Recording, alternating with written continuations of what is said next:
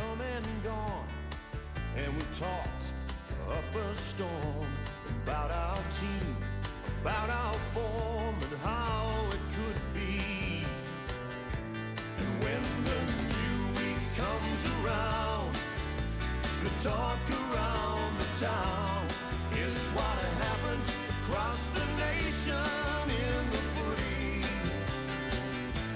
Tuesday night, we're talking footy. Hello everybody and welcome once again to Talking Footy. It's not the first headline this year, but it's been the thing that everybody's been talking about over the last 3 days. Libba and Knights. Tony Liberatore will go to the Tribunal tomorrow night. He won't be on his own, but he is the only person who's up for striking. We'll be joined by the Bulldog President, David Smorgan, shortly, and also the coach of Hawthorn, Peter Schwab, and as usual, Caroline Wilson and Robert Walls. Well, Caro, you're normally setting the agenda, but I think you might have been trumped by your age, mate, on this one. Robert, let's start by congratulating you on having the courage to express your views in the marketplace. Bruce, I put a lot of thought into it. I got home on the Saturday night and I thought about it, and in the end I decided, well, I'll write what I think. And the guts of my article was that if Libba felled Matthew Knights, an unsuspecting Matthew Knights, 100 metres off the ball, he should give the game away. And I stand by that. And I just feel that, you know, Libba's last 3 or 4 years in football have not been good. There's been too many reports. I think he's on the knife edge as a player. And if he hit Knights, who was unsuspecting at the time, that far off the ball, I think he should give the game away. Caro, how have you seen the last 3 days unfold?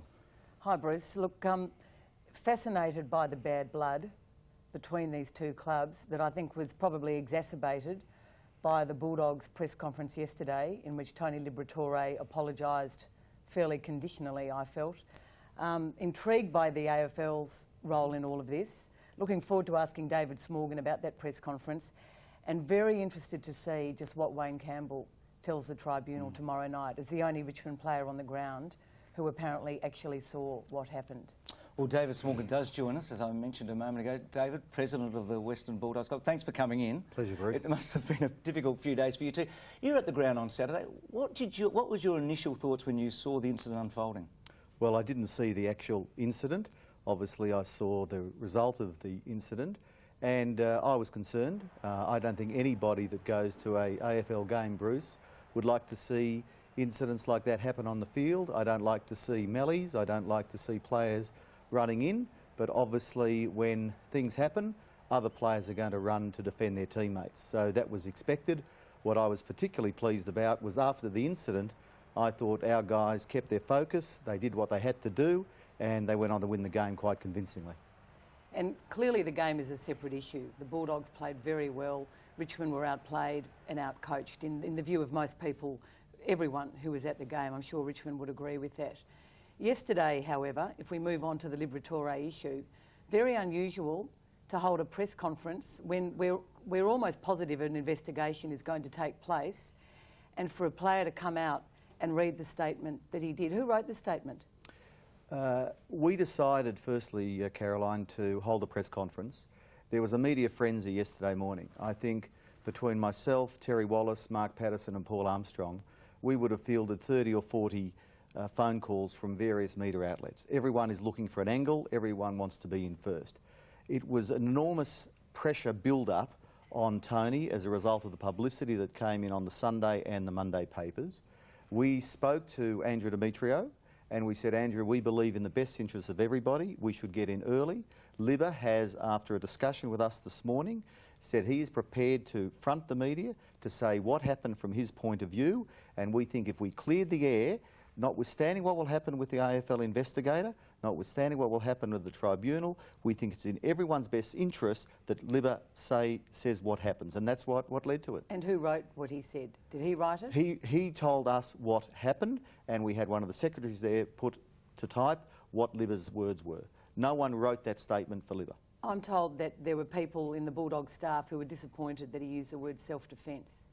Well, Caroline, you hear a lot of things that you're disappointed about. No, I'm not saying I'm disappointed, I'm saying that there were people at the club who perhaps felt that was the wrong choice of words. Well, I don't know whether it was right or wrong. That's up to Tony. Time will tell whether that's right or wrong. That's what he elected to say, and that's where we stood as a club. Did the AFL play any role at all in that press conference? Did they have prior knowledge to the press conference? They had prior knowledge. At first they weren't comfortable with it. We said at that stage, which was about 10 to 2, we had not been formally advised of any umpire's report. We'd not been formally advised that there was going to be any AFL official investigation, although unofficially we knew, of course, what would happen. But we called the press conference at about 1:10 because we thought we needed to clear the air. It was just too big a pressure on the club and on Tony to do otherwise. Richmond were obviously... Things got worse between you and Richmond as a result of the press conference, because they felt that Tony Liberatore had not only sort of half apologised and said he was retaliating, but that he said he acted in self-defence, which, in other words, was implying that the other player had provoked him. Well, look, I can't remember exactly what Tony said. Certainly he apologised. I don't call it a half apology. He apologised. And I recall that he said he saw Knightsy running towards him. Now, I don't want to get involved with the word said. It's a result of a tribunal hearing tomorrow night. We're already in trouble with potential fines. I think we should leave that issue alone on the particular incident. The game's changed though, hasn't it? I mean, this would never have happened 5 years ago. Well, Caroline, it's changed enormously. Let me just tell you something that we came aware about today. 4 years ago, round 3, Richmond and the Tigers. Richmond played the Bulldogs at the MCG. 2 current players were involved in fisticuffs about 200 metres away from the ball, leading to one of the Bulldog players leaving the ground with an open split chin, which required 7 stitches. No report, no word, no nothing. Left untouched. If that happened today, I'm telling you that the Western Bulldogs would have complained. This code of silence is a lot of nonsense, and we would have done something about it. 4 years ago, though, it was a different situation. Times have moved on. So there has been some bad blood, do you think, between the two clubs? I think there's rivalry between every club. I don't think there's any more rivalry between the Bulldogs and the Tigers today than there is between the Bulldogs and almost every other club. David, I think the Bulldogs, the bad blood between the Bulldogs and Brisbane and Sydney and West Coast and Richmond, it just keeps going. Well, Robert, I would disagree with you. We had some bad blood between the Bulldogs and Brisbane. About 18 months ago, we decided to put a stop to it. It was working from both sides. We initiated a move to the Brisbane Football Club, which they reciprocated, and I think we've played Brisbane 2 or 3 times since. There's not an issue. Issues will come up with football clubs that get reflected on the field and off the field. We have tried to be responsible in the way we've gone about it. David, you're so responsible. Tony Liberatore's been around the AFL scene for 15, 16, 17 years. Won the Morris Medal, the Gardner Medal, the Brownlow Medal. His first 13, 14 years in VFL, AFL football, 1 report. Now, this is the 6th report or video charge in the last 3 years. Now, talk about responsibility. I would have thought as head of the club that you, the coach, whoever, should have been at him over the last summer in particular, and even 2 summers back, to say, where are you heading with your career? Because it is tragic to see this player who's battled so hard to finish on such a sour note. Well, Robert, firstly, we don't differentiate between any of our players. And with Libba in particular, if you want to use him as the example, we have spoken to Libba after every one of those incidents. Libba has played 16 seasons, 252 games, as you said, a Brownlow medalist, Gardner medalist and Morris medalist. He's been up before the tribunal and suspended on 3 occasions, 1 for striking, 1 for clawing and 1 for sledging. Now, the sledging, I think any one of us could have been found guilty for. So he's been up on 3 occasions. Look at the players of the past that have been before the tribunal on 20 occasions, 15 occasions, 10 occasions for striking reasons, and put in context what Tony has been and done. I think Tony Liberatore is a credit to the game. Tony Liberatore has a heart as big as an ox. It's a pity that some of his opponents and some of the critics there haven't got the same amount of determination and persistence as Tony Liberatore has. When he's done the wrong thing, Robert, he's copped it on the chin, and we as a club have given it to him and we've put it behind us. Those issues have been dealt with. They've been dealt with proactively and publicly. David, so I can't agree with what you've just said. David, how much pressure's been on Tony over the last 4 seasons? The Year of the Dog, a documentary. In fact, we might just play a little excerpt. This is the end of Terry Wallace's first half year as coach when he took over. Libba seemed not only on the edge, he seemed almost out. Let's just go back and relive that moment for just a second or two. No one admires him more than us people, what he's done for the club, and and for himself, he's been terrific. He's been fantastic. I think he's in trouble. Where do you know that? He's been on, obviously and deservedly good money for quite some time. Do you think in any way he's had to be constructed in a certain way to survive at your club? That was in 1996. The only person that's constructed Tony Liberatore is Tony himself. Do you know how many votes Tony got in the Brownlow last year, Robert? 9? 9. He got 14 votes. 14 votes. Not bad for a player that's on the edge. Not bad for a player that, as you said, is struggling for a game. Well, his coach said he's struggling for a game. 4 years ago, Robert. His coach said last night that he was struggling for a game. And his coach said that he had to change his approach. And that was from being a freewheeling midfielder, getting 25, 26 possessions a game, and his opponent kicking 4 against him. So the message was, we can't play you under those terms any longer. We can only play you as a strict tagger. And I think Tony's been a strict tagger, but taken it to extremes over the last few years. Tony has admittedly done a couple of things that he shouldn't have done, that he's paid the penalty for, Robert. In the other 80 or 90 games he's played over those 4 years, he has been a role model for the Bulldog players in his courage and his tenacity. Why has he been the #1 tackler in the league? The smallest bloke in the league, the #1 tackler year after year. I mean, I think it's about time some of you guys that have played football pay some respect to the little bloke. It's easy to tackle when you're small, easier when you're smaller than you're taller. David, do you feel you're up against the whole world at the moment? No, it's not. Look, it's not, Bruce. Trial by media? Look, we are disappointed with what's happened. We're disappointed that Tony has been again involved in an incident, and tomorrow night we'll see what eventuates from that. We cop it on the chin. Do you think he's been fairly treated over the last 3 days in the media? I don't. I think once again it's because it's Tony Liberatore, added by the fact that there was a lot of blood. Now, none of us like to see the blood, and there was a lot of blood on Matthew Knights, and we all felt for it. But I think if it wasn't Tony Liberatore, if it was another player, you wouldn't have had the headlines, we wouldn't have had this whole sensationalism that's been in Melbourne over the last couple of days. You did get some support, I think, today from maybe an unlikely source. It was Kevin Sheedy at a press conference when he was talking about Thursday night's game against Carlton. Sometimes a lot of people are very righteous. I mean, there were a lot of snipers out there in the 1970s and 80s, and all of a sudden now they're trying to say, let's clean the game up. And some of those blokes are now writing articles and making comments. I said, felt like saying the other weekend, I said all snipers weren't in Vietnam in the 70s. Who's he talking about, do you reckon, Robert? Did you feel as if the gun was pointed at your head for a moment? Well, it's the first time I've seen that, and I don't think it was Patrick Smith or Mike Sheehan, because they didn't play in the 70s. I reckon it might have been me. They were old enough to. I reckon it might have been me. Could have named names, though, couldn't he? But if it was me, he should have had the courage to say so. And you were similarly scathing, well, not quite so scathing as that, but yesterday when I spoke to you, David, you indirectly, I think, were referring to Robert when you said that some commentators had very short memories about their own careers. Yeah, I was disappointed in Robert's article, not so much from that aspect, but from some of the angles that he took in terms of, I believe, not giving Tony the recognition that he deserves, but Robert is a far more respected football commentator and writer than what I ever will be. So I have respect for that. I just thought it was premature and it was before the event. David, the first word of my column is if. And I think... But Robert... No, the first word is if. If Tony Liberatore hit Knights, an unsuspecting Knights, and this becomes the 6th charge in 3 years, he's obviously lost control of his ability to keep control in a game situation when it's happened so many times in the last couple of seasons. That is the worry. And I admire him. Well, Robert, and I just think it would be a terrible shame to see him go out of the game this way.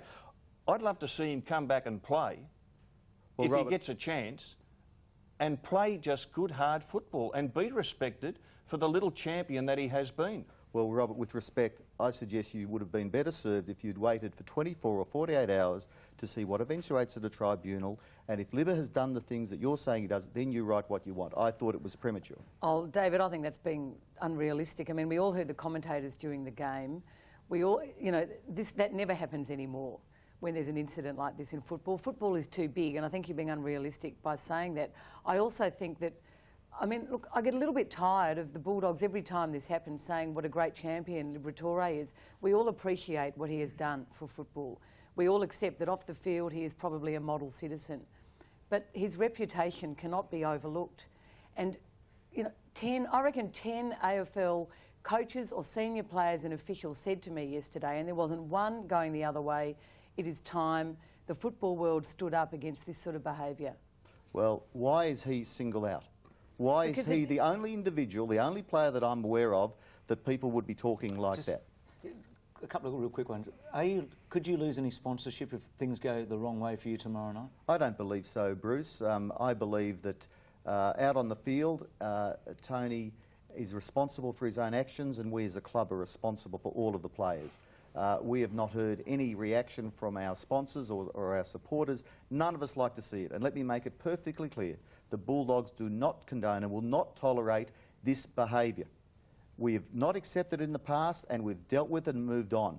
And if Tony's found guilty tomorrow night, we'll do exactly the same. But one of your sponsors has a clause in there, has it, for on or off field misdemeanours? Yes, that's true. And the image of the club. One correct. of your major sponsors, semi-major sponsors. I don't believe what Tony did on Saturday was detrimental to our club, right? It was in the course of play, and I accept what Tony has said. Were you disappointed by Richmond's response to this? Because they haven't exactly covered themselves in glory either, have they? I'm not going to speak or criticise the Richmond Football Club. We enjoyed playing them on Saturday. We look forward to the clash on the 25th of July.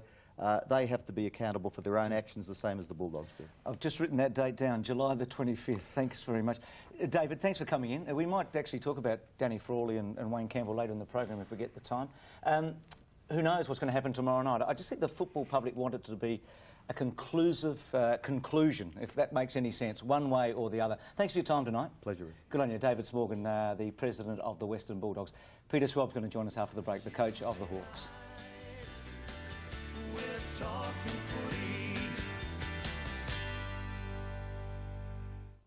And he's done it! Amazing stuff. What a goal! The crowd has come to life. For all the news on and off the field in the hottest season yet, catch Soccer Central tonight on C7 Sport. Can you feel your heart racing? Can you feel your body being pushed to the limit? Do you have the determination to go beyond your best? For the ultimate adrenaline rush, drop into Australia's first 24-hour action-adventure channel.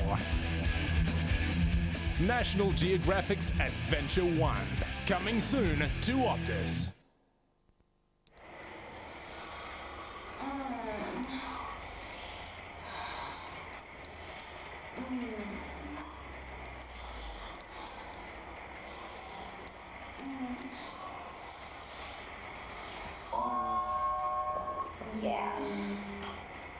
Don't stick to your knitting. To get turned on, call your fantasy channel. Adults only. 1300 300 731.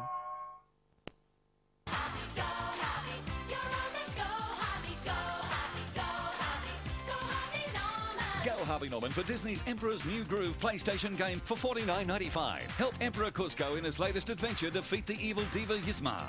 Buy now for $49.95 and receive a bonus double pass to see the Emperor's New Groove movie. That's right, the Emperor's New Groove for PlayStation plus the double movie pass for $49.95. Play the game and see the movie. It's the World Game. Football. And a brilliant strike. Catch the European Football Show for the latest news, results and highlights from the European competitions. From England, Italy, Spain, even Turkey and Greece. We've got all the action covered. Unbelievable! A superb goal. Drives in the shot. Ew, what a goal that was! The European Football Show, tonight on C7 Sport. Welcome back to Talking Footy. As I said at the start of the program, our guest tonight is Peter Schwab from Hawthorn. They had a terrific win against the Blues at Optus. Welcome, Schwabby. Thanks, Bruce. Good night to come in. But just before we talk about Hawthorn and their performance on the weekend and other matters, continuing on from the discussion we had with David Smorgan, we didn't really get a chance to talk much about Richmond and particularly Danny Frawley and what happened to him on the weekend and just what he did at quarter time with Matthew Knights and also in the press conference. What sort of pressures and emotions are a coach going through? Awesome. Oh, look, as Yabby said, it's an emotional game. You just, probably at quarter time, you haven't got much time to think about how you're going to behave. Have you seen this before? No, I haven't. So he's taken Matthew Knights over and spoken to the umpires? Yeah, I suppose.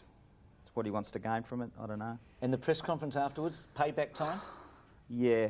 Oh, look, I don't want to be critical of anyone, but I think you have got enough time after a game to really think through what you want to say. And I'm not, that sounds critical of what Danny said, but, you know, I make sure that when I face the press that I pretty much clear my head, trying to keep it in check. As an ex-premiership coach, how did you view Danny's performance? I saw Danny go out there, Bruce. I thought he did the wrong thing at that time, but I can understand him doing it because you become like a father to your players, and he would have thought the world of Matthew Knights. The umpires obviously had a pretty good feeling what had happened, so I didn't think there was any need for him to do it. But you're up in the box and you feel, I wish I could get out there and help in some way, shape or form. And I guess he thought, well, at least, you know, I'm showing, it's a visual thing that I'm flying the flag for my player. I'll switch over to the other coach on that day, Robert, and also you, Peter. Is there a way that a coach can subtly let a player know that he expects something extra in physical terms on the field? I will go to the current coach. For sure. I mean, it's a physical game, and if you're suspect in that area as a player or a team, then as a coach you try and change that behaviour. And we're going through it. We need to be more aggressive because to win finals you need to have that edge to you. Now that edge can always tip over, and that's the problem. But I, in my short time, have never sent anyone out there to do anything untoward. But I've certainly said there's got to be a lot of physical pressure on the opposition, and you do target players that you feel are suspect under that sort of pressure. Did anyone ever ask you to do it? No, and I played under Alan Jeans for most of my career, and Alan never, ever said that. The word target is used a lot in footy, and I think we've just got to be careful here. It's pretty, it's not as aggressive and radical as you think, that you go out to smash a player. But you look at an opposition team, and as an example, St Kilda in the 60s, you worked physically over Baldock and Stewart, because if they couldn't play a great game, their team couldn't win. The Fitzroys of the 70s had three champion midfielders in Irwin and Murphy and Gary Wilson. And the message would be bump, tackle, knock them over, wear them down, so that 20 players had that message to target those three to really make life hard for them, so that by the end of the third quarter they're exhausted. There's nothing wrong with that. You didn't need a player. You had a point post working for you on the weekend. Stephen Silvani. Stephen Silvani running into it. I mean, it did make a huge difference. I mean, what were you feeling in the box when this happened? You were getting stitched up, weren't you? I was more worried about the goal. And I wasn't quite sure initially who the player was. And then, as I've said, look, I'm not Carlton, so it's not my concern. Obviously, you don't want the player hurt.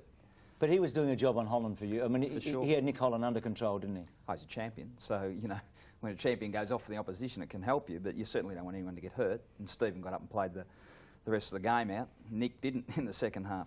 Thompson then became a really good player for you. I've watched him over the last few years, certainly as a forward, as a full forward, centre-half forward, but, gee, he's a mobile, athletic ruckman. He's a very different player when you throw him into the ruck mix. And I can remember last year in the final against Geelong, no disrespect to Paul, but he actually swung the game a little bit even that day. And he can do that because he's he's a very talented player. Peter, David Parkin's role during the week, a lot said about it. I think one of your assistant coaches said that he had been very strong with his influence on the Carlton players during the week.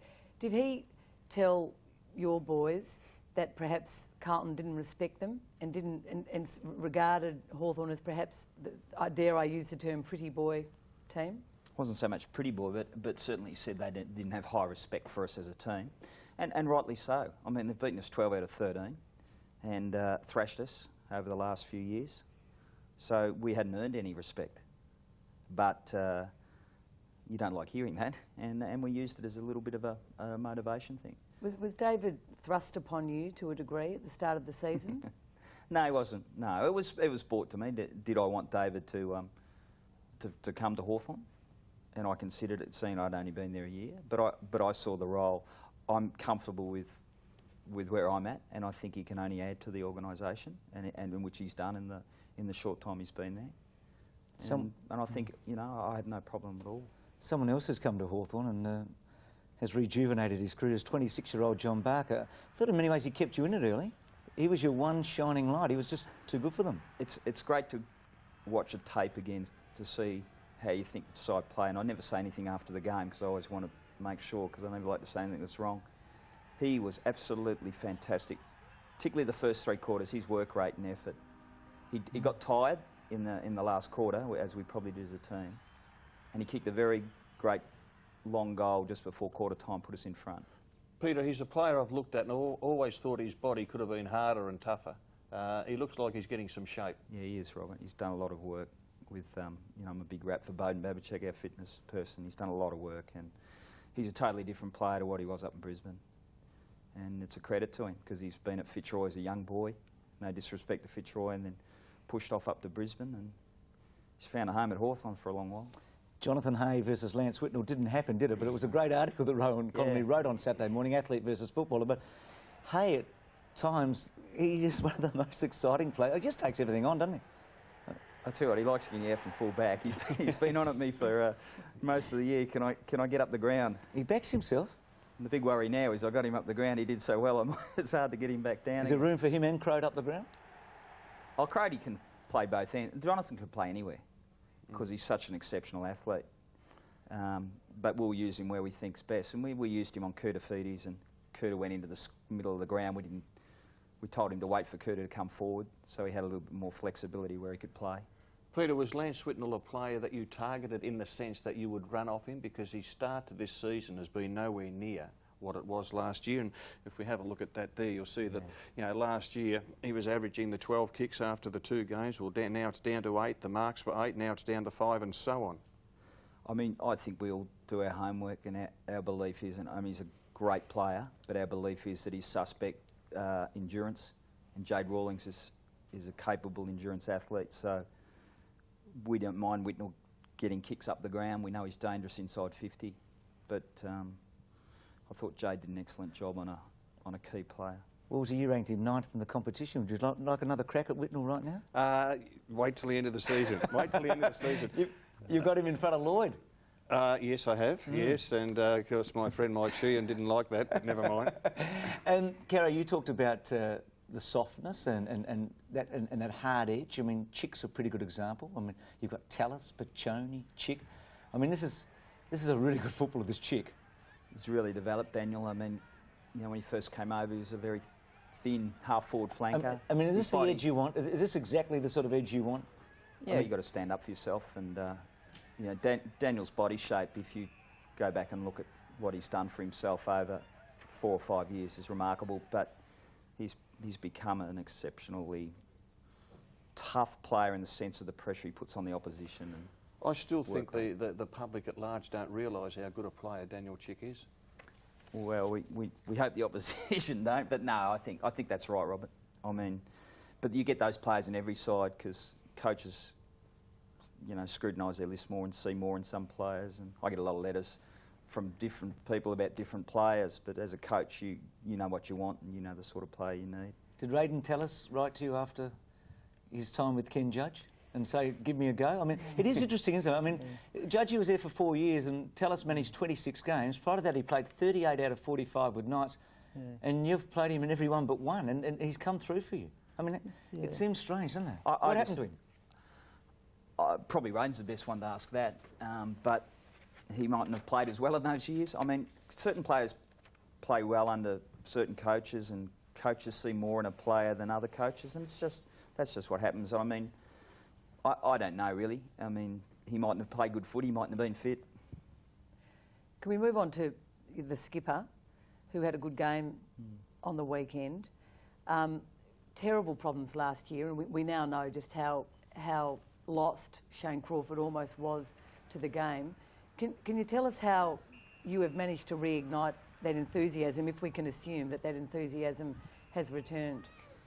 Yes, I'm pretty sure the enthusiasm's returned. I spoke to him during last year and said that you can have a long break at the end of the year if you want it, if you feel you need it. So he went overseas and travelled around America with his friends, and he didn't come back to training till after Christmas, but he came back in great shape, and I even wanted to rest him during the practice games, but he even wanted to come down to Hamilton and play against Geelong, so he wants to play, and I think he's getting better and better all the time.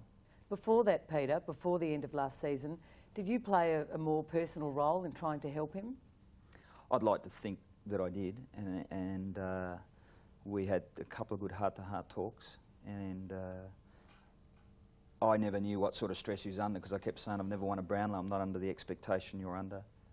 So, just try and fill me in, tell me a little bit about how it is. And yeah, I mean, one occasion it was quite an emotional day, but I just felt at that time that he needed to really make a decision about playing footy, and we talked through that, because there's a lot of life issues, and I'm not a psychologist, but we spoke about where he wanted to be in the future and what he wanted to achieve and what he wanted to do.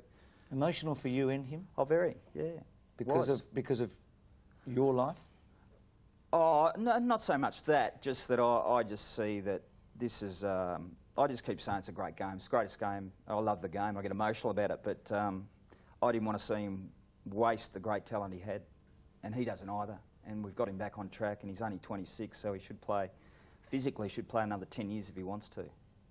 But yeah, it's emotional. It's always emotional when a player like that's at the crossroads and how he feels about playing a great game and being the best he can be. While you were doing this with Shane Crawford, was the rest of the team aware of that?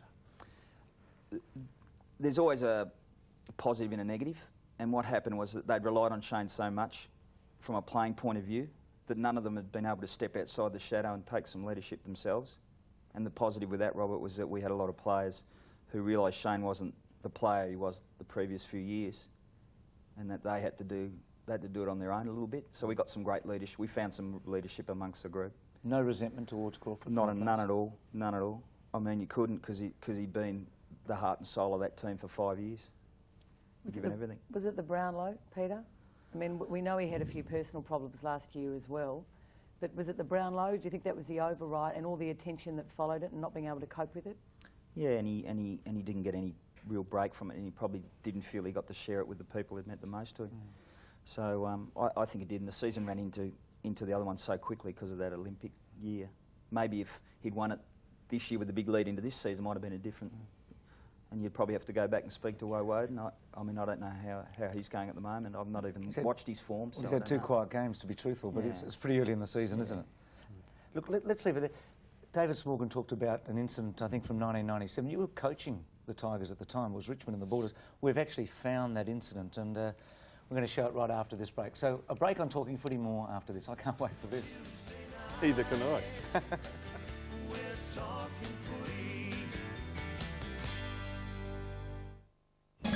From the lush greens of Ireland to the desert sands of Dubai, golf's most international PGA competition reviewed in European Tour Weekly, Thursday night at 6 on C7 Sport. The CUB AFL 2001 season. Live Thursday night at 7:30, Carlton clash with Essendon. Saturday night live at 7:30, the Kangaroos take on Sydney, with the Bulldogs Collingwood encounter right after at 10:30. Live Sunday at 2, St Kilda's battle with the West Coast, followed by the Fremantle Hawthorn showdown at 5, with the Adelaide Port Adelaide local derby at 9:30. The CUB AFL 2001 season on C7 Sport. Live on C7 Sport. Peter Donegan, Peter Dacos, Mark Harvey, with 90 minutes of must-see TV for every footy fan. They're challenging, probing, never afraid to confront the major issues. And along with Crackers Keenan, they get down and get personal, and sometimes even talk about the football. Keeping you in the picture. Footy Focus. Live on C7 Sport. here comes Merlene. She's racing away, the little Danehill filly. A million is all I got now. A million, ladies and gentlemen. Friday, C7 Sport has the right connections. I'll tell you what, he's a real cup horse. One of the, if not the best mare in Australia. The latest sales. I think she bid. And the ones to watch. It's a local win in the inaugural Millions. At $1,450,000, all done, absolutely sure. The inside running on the Sport of Kings, bred to win Friday.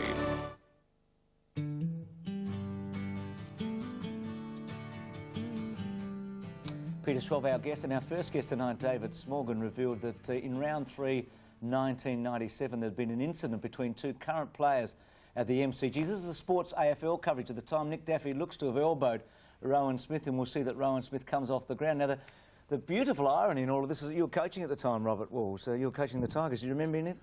Well, I don't, Bruce, but obviously it happened when I was coaching Richmond, and Nick Daffy was the player who made contact there with Rowan Smith. And you don't like to see that, and obviously, you know, Nick Daffy wouldn't be happy with that, but I'm sure Nick Daffy hasn't done something like that 6 times in the last couple of years. Robert, Richmond and the Western Bulldogs have, I believe, got a long history of this sort of stuff, certainly bad feeling. Do you remember it when you were at Richmond? Not at all, no, not at all. When I was at Richmond, and it was only for 2 years, there was the rivalry against Carlton, which was probably the strongest of them all. Collingwood, they're the old traditional, because we used to get big crowds at the MCG. Richmond, Collingwood, 70, 80,000. So they were the big ones. Are you still close to any of the players? Matthew Knights and you, I know, had a very good relationship when you were coaching. I kept in touch with quite a few of the Richmond players and enjoy their company and follow their careers. And look, I'd love to see them have success, because I know that you know, so many of them are committed to their footy, and they've been on the edge of it for such a long period. And blokes like Benny Gale, Wayne Campbell, Matthew Knights, Daffy, you know, the list goes on, Gasper and the Callaways. You wouldn't find better blokes, but no different than any other footy club, you know, like where 9 out of 10, in my opinion, are really good fellas. Sure, we'll move on to another subject, the Bombers. They're the Tiger Woods of the AFL, aren't they? Yeah. I mean, they're unbelievable. They almost took it to another level again on Friday night. They're so entertaining. No, they're just a class side, and Fletcher goes... Where's their Fletcher weakness? ended up going forward, didn't he? I mean, that's the flexibility of the side. Have they got a weakness? No, I can't see it, really.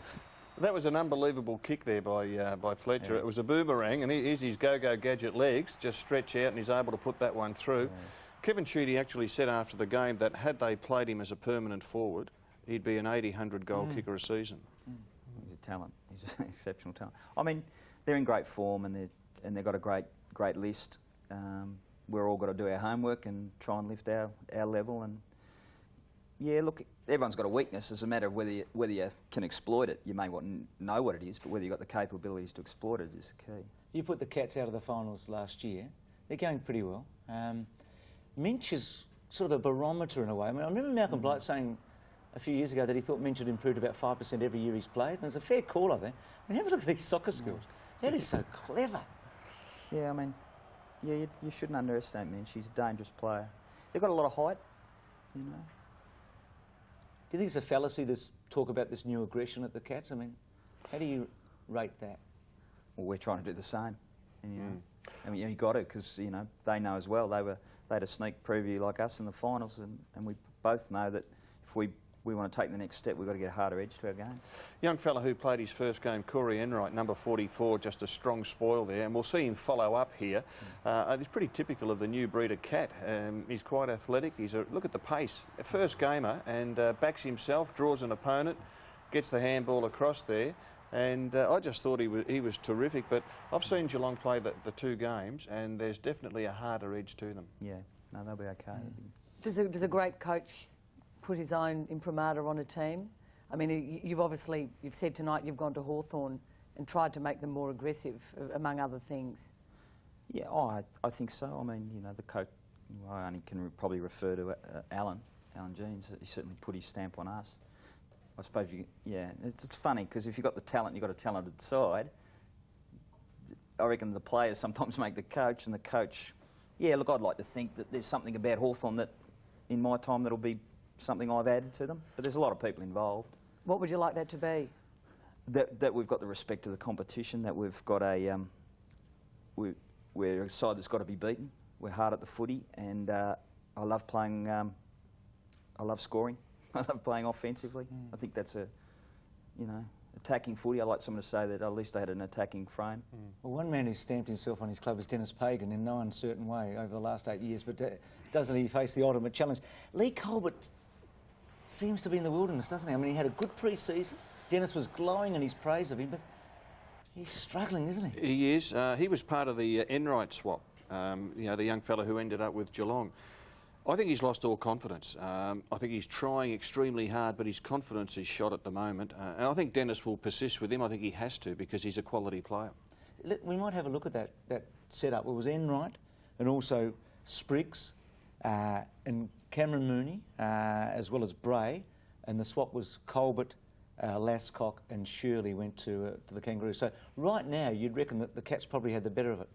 Young Spriggs is one of the fittest players in the AFL, just runs all day. Very few midfielders can stay in the midfield. He does it. And, Enright's first game was really good. Cameron Mooney's a good player.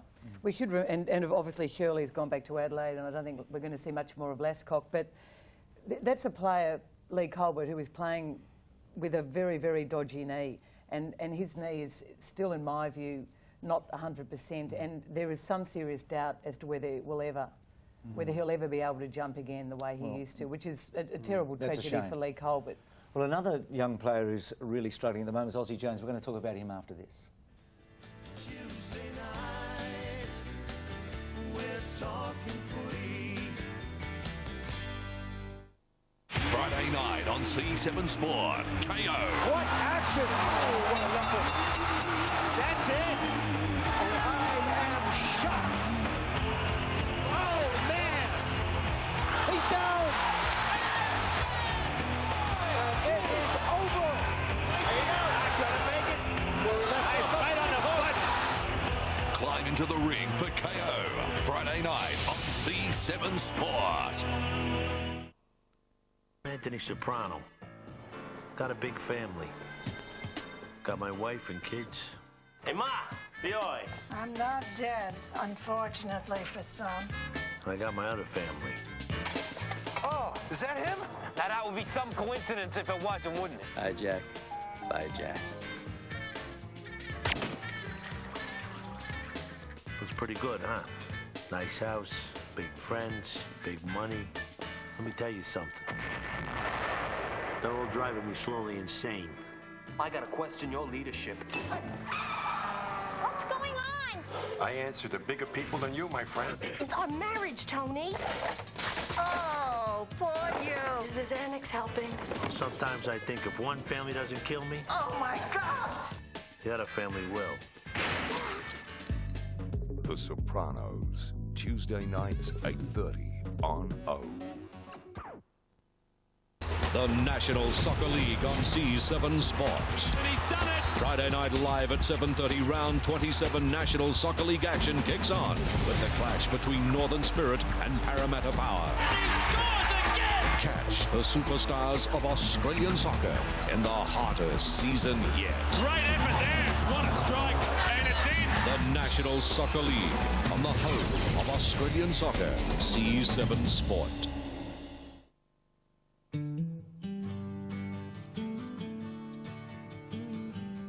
Welcome back to Talking Footy. Peter Schwab with us. We're going to run through some key players and just some of the incidents from the weekend. We're going to start with Ozzie Jones, who you've got Joel Smith at the moment.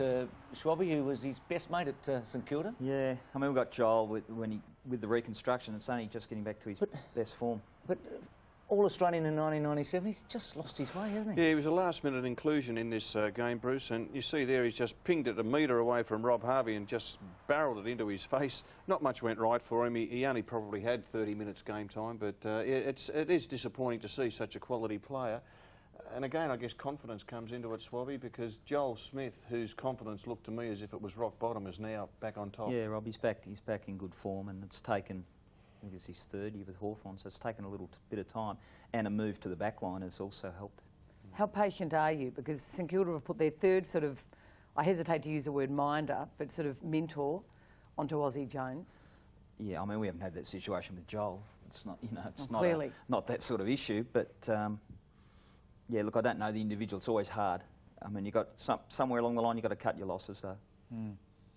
Rioli and Burns, we're talking about injuries. Now, Rioli's only in his 3rd season. I mean, you could throw Kane Johnson in the lot here as well, the Crows. I mean, young players, Burns not as young as Rioli, admittedly, but out for weeks and weeks and weeks. Now, Rioli's done a hammy. It looks like a back-related hammy for Burns. Yeah, and Burns is such an important player, one of the few players with over 100 games. And Dean Rioli, well, once he's able to get 10 or 12 games together, we are going to see a super player because he's just so clever.